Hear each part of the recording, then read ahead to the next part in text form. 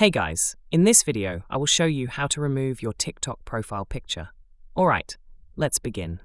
First, open the TikTok app and tap the Profile tab at the bottom right corner. Once you're on your profile page, tap Edit Profile. Then, select Edit Photo or Edit Avatar. You'll notice there's no direct option to remove your profile picture. To work around this, open your browser and search for TikTok default profile picture. Find an image of the default TikTok profile picture. Once you've found one, tap and hold the image, then select Save Image. Make sure it's saved to your photos.